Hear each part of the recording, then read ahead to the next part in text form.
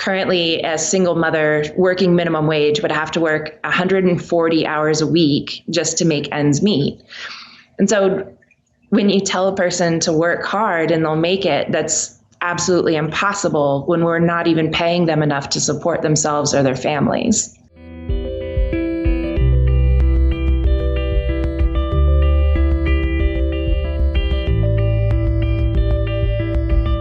There was such an erasure of my whole self in that job. And I felt very disposable. And I felt like I didn't matter when that job was everything to me. If I didn't have that job, then I would be back in a homeless shelter within a couple of weeks.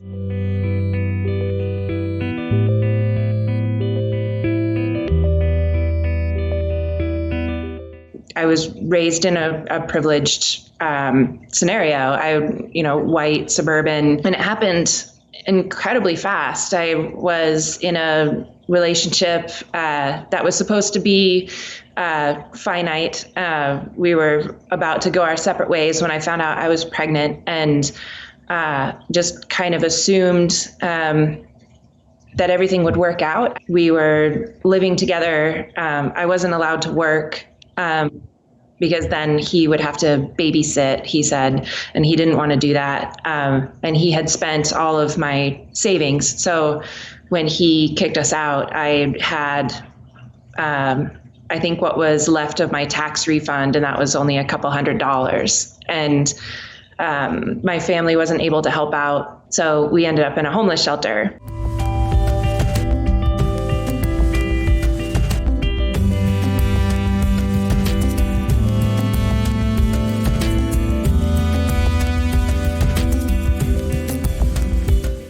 It's hard to get a job when you have a 9 or 10-month-old that you're caring for full time. I didn't have a college degree. I didn't have much professional experience. So I started cleaning houses. As far as my clients, I don't know if anyone really realized that I was a human being. The main purpose of the job was to be very visible.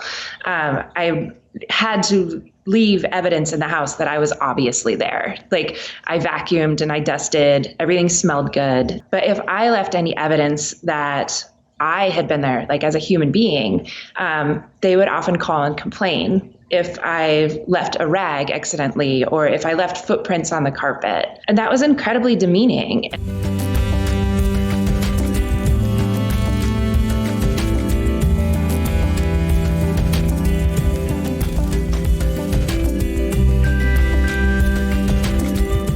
There were times that my body gave up. I mean, a panic attack is very all-encompassing. It's kind of terrifying to be sitting in a client's bathtub, unable to breathe because I'm having a panic attack, and I only have 3 hours to finish this whole entire house. So I started telling myself, I love you and I'm here for you. And I don't know how much it actually helped, but it was soothing. And I think that mantra helped, knowing somehow that I would never give up on myself and that I would always be there for me.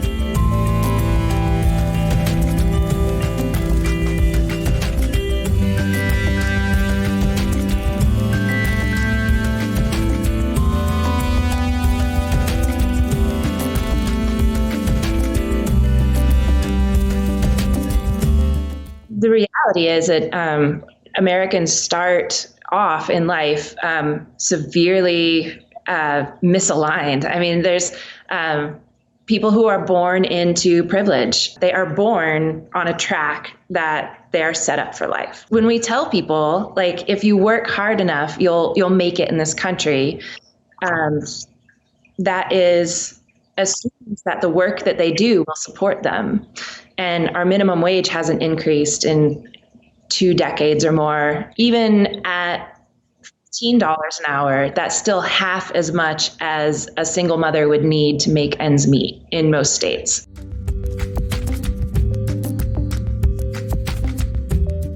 I think in the United States, we don't trust people with cash. I mean, we need some type of universal basic income. For me, that has always been the heart, like of every issue that poor people face. Is it is assumed that they are lazy and don't want to work, when really poor people are the hardest working population.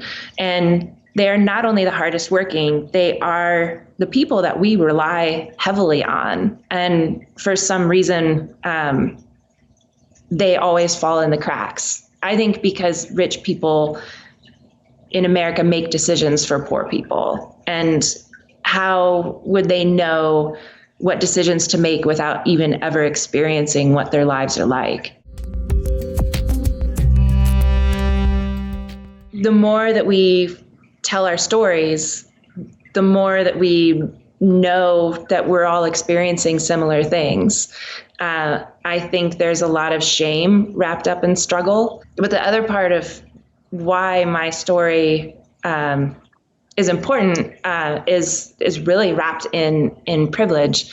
I am a white woman who is educated. People use articulate and resilient. I am the rags to riches story. I am the successful story. And you should have a person of color standing up here. You should have people who are from systemic poverty and systemic racism.